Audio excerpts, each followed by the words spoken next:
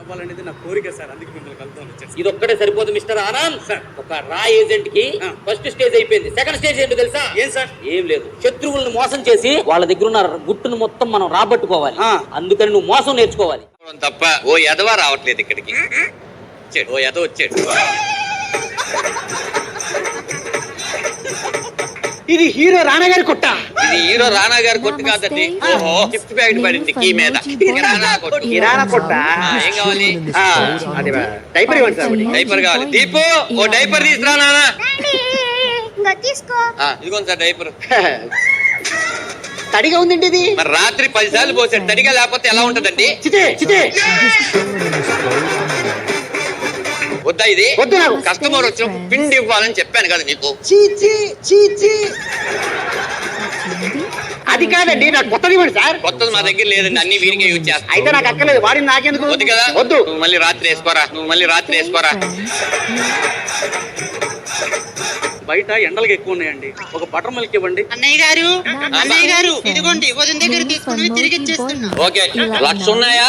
లక్ష ఉన్నాయండి, లెక్కెట్టుకోండి. అక్కర్లేదు, 1,00,000 కరెక్ట్ గా ఉంటాయి అనిపిస్తుంది. మీకు ఏం కావాలి? బటర్ మిల్క్ అడిగాను. Butter milk. ఈ ₹1,00,000 వాడి దగ్గర మోసం చేసి కొట్టేస్తా, రా ఏజెంట్ గా జాబ్ కొట్టేస్తా.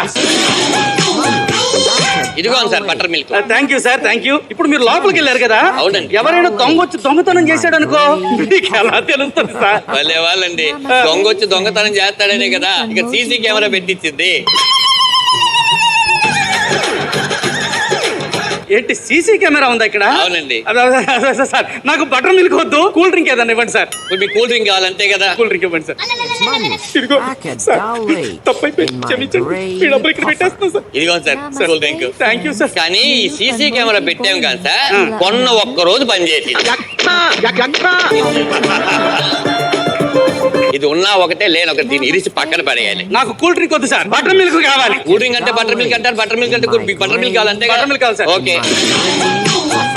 ఇప్పుడు ఎలా సీసీ కెమెరా కూడా లేదు. ఇదిగోండి sir butter milk. Thank you sir. కానీ సార్ ఈ సీసీ కెమెరా పని చేయట్లేదు కదా, నా షాప్ లో ఒకవేళ దొంగతనం జరిగితే ఎలా అని చెప్పి ఎదురుగా ఒకటి పెట్టించాను సార్. టాటల్ కవర్ అయితే సార్, 4K రెజల్యూషన్. నాకు బటర్ మిల్క్ వద్దండి, కూల్ డ్రింక్, కూల్ డ్రింకే కావాలి. బటర్ మిల్క్ అంటే కూల్ డ్రింక్ అంటారు, కూల్ డ్రింక్ అంటే బటర్ మిల్క్. కర్మ సార్, ఏం చేయమంటారు? డబ్బులు పెట్టేస్తారు.